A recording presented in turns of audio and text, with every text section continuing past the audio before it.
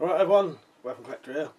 Right, I'm going to be doing a series of body armour tests. I've been sent quite a nice vest from a Chinese company.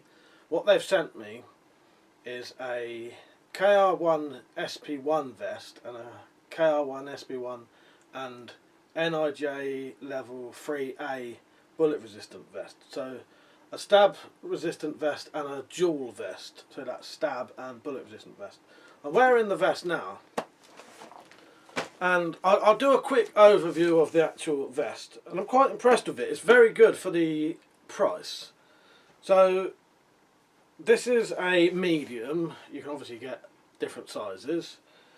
Fits quite well, very comfortable. Larger sizes will obviously come down further. I think they do various different covers, and the actual panels are very light. So I think the stab resistant vest panels are 1.3 kilograms and the bullet resistant vest, and stab resistant vest, is 1.6 kilograms. And they're very thin as well. So this is one of the stab resistant panels.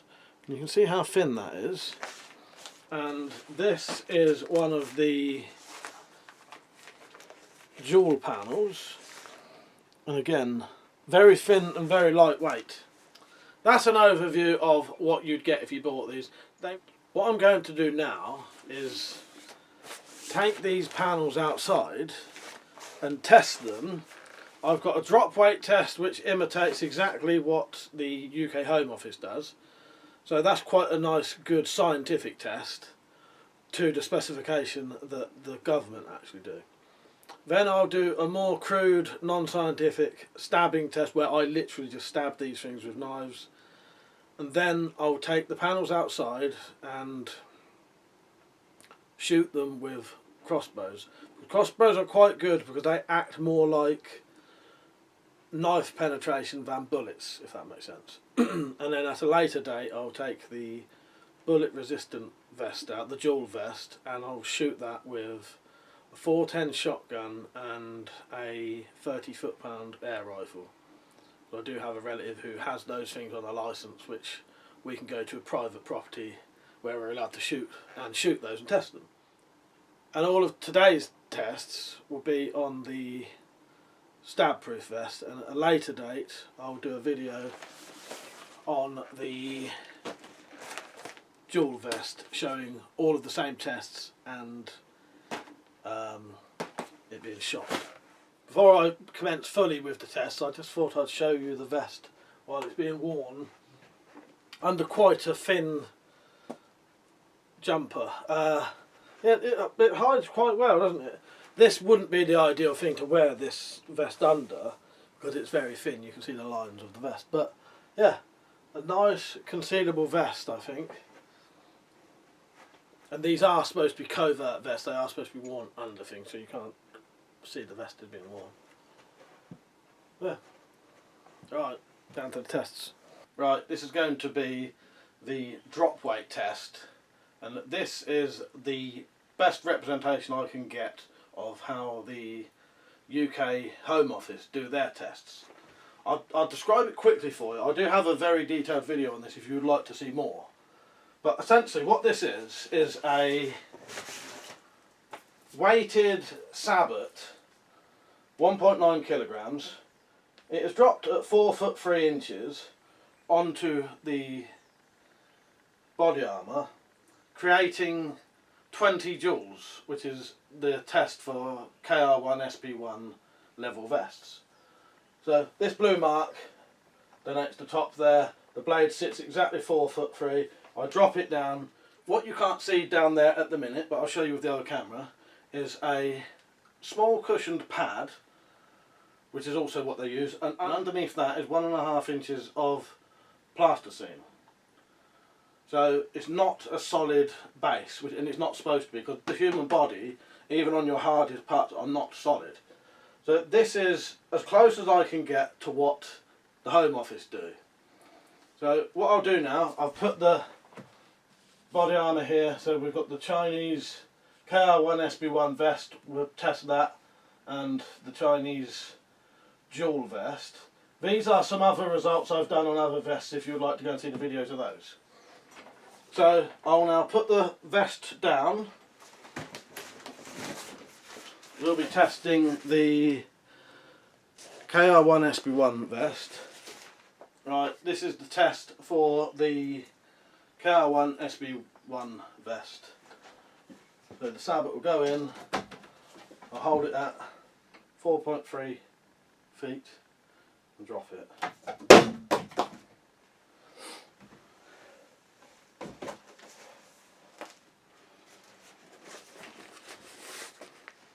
That did absolutely nothing. Right, I'll do that test again. Right, so this is number 2.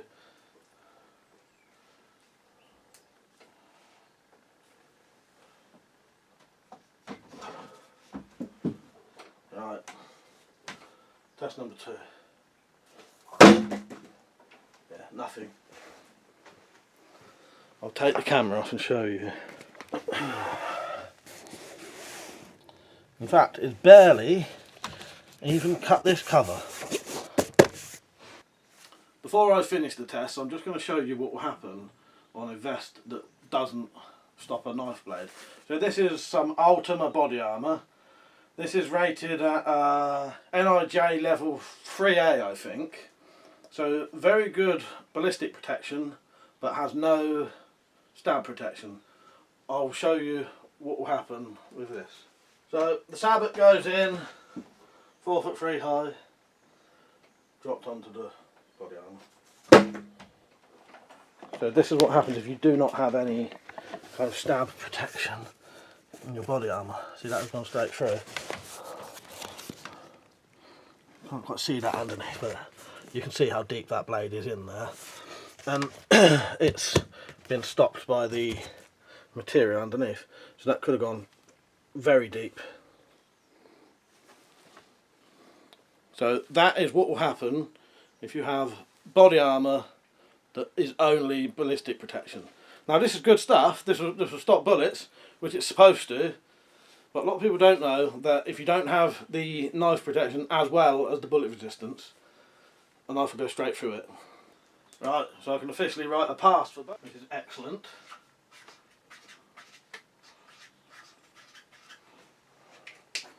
What I'll do now though is some slightly less scientific tests where I just try and stab this myself, and I'll also shoot these with crossbows, so you'll see that next.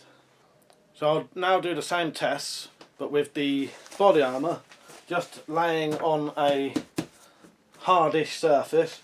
Under here I've got the padded material and the plasticine again, and I'll just be stabbing them with knives. The first knife we'll try will be a dagger. Okay,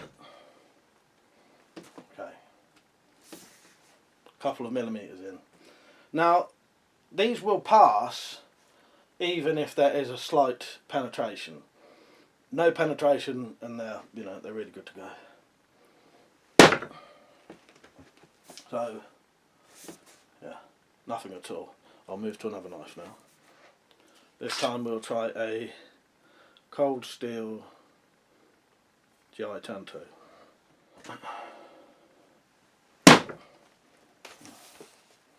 So we have had a slight penetration there, but if I look in the guidelines of KR1 SP1, 7mm penetration is still classed as a pass.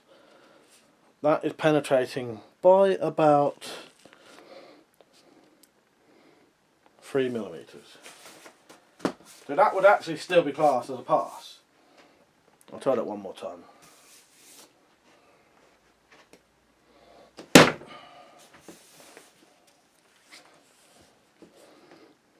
So again, we're getting a slight penetration there, but that, as I said, would still class as a pass, and it is now starting to damage the tip of the knife, which would blunt it each time. Let's try another little dagger now.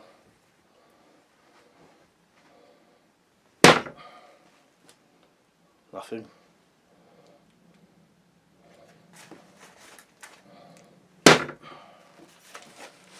at all. So the daggers don't really do anything. This is a Armour type knife, but it's quite close to the sort of size and shape of a standard UK kitchen knife.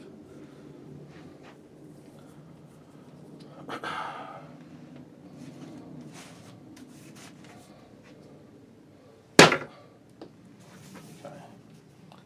Nothing.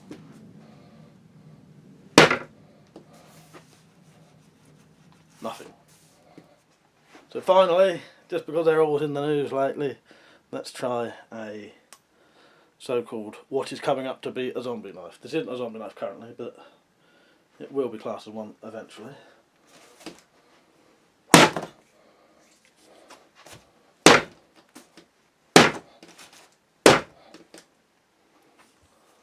Nothing. So there you go. I would say that is a pass again. I know there was slight penetration with the Tanto, but as I mentioned, by the Home Office guidelines, 7mm penetration is still classed as a pass. That penetrated about 3 or 4mm, I think. So that would still be classed as a pass in the eyes of the British Home Office.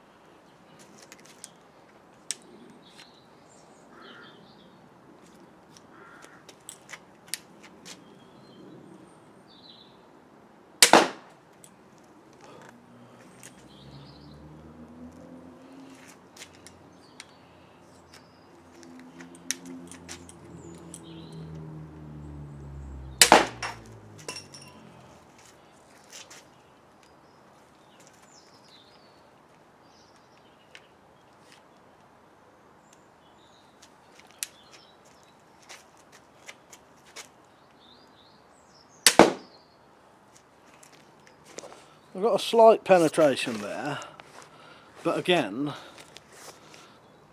that would probably still be classed as a pass. That is probably just on the limit though. So you do know that this standard vest is pretty much going to stop the majority of knives from the majority of people, and it will be able to stop one of the most powerful pistol crossbows you can get, even with a broadhead. More than that, I don't know. We'll see. I'm going to do some tests with the Cobra adder. I'm going to wear an apron, body armour and a vest for this, because these bolts are ricocheting all over the place, and if if it goes wrong, that's coming straight back at you. So I'm going to make sure I'm protected. Again, this is only about 6 or 7 metres, so it's quite close. So let's see what the Cobra adder can do with standard field tip bolts. I've also not got my stock on this one because it's on my other crossbow. This is the £130 limbs on this as well.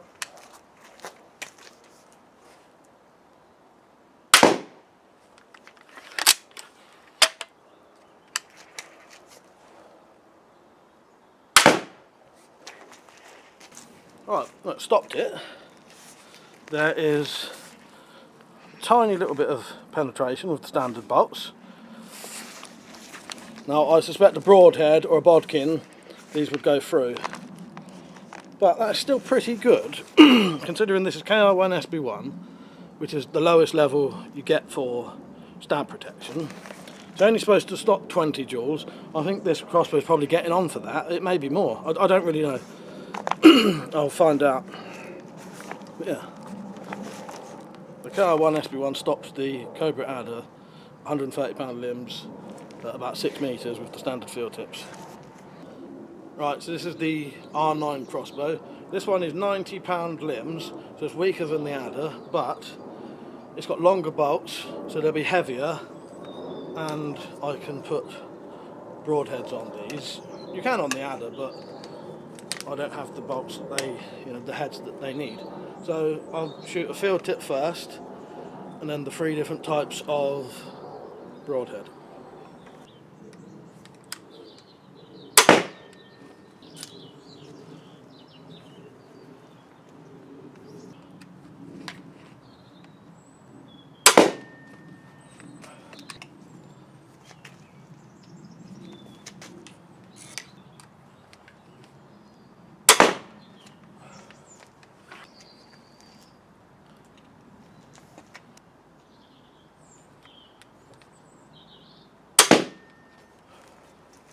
Right, so the only one that really penetrated that would have caused a failure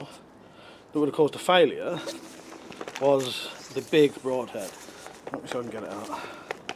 It's penetrated about 12mm, I'd say, maybe more, getting off a 15mm. The other ones are, there's one there, about 3mm, nothing really. So that one didn't penetrate at all.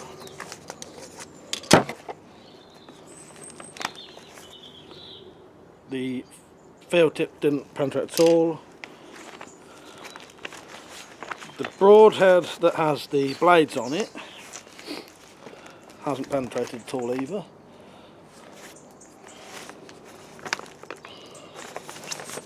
I'm trying to get this out by cutting myself. I'm damaging the bolt, I need it for the next bit. No. Okay. That's damaged the bolt and pulled the tip out. Yeah, so the only one that's really caused a problem is this one. But again, it didn't go all the way through the vest, and I do think that's very good. This is performing really well for the level it is. You know, it's KR1 SP1, which is the lowest level you get. I think that's still performing very well.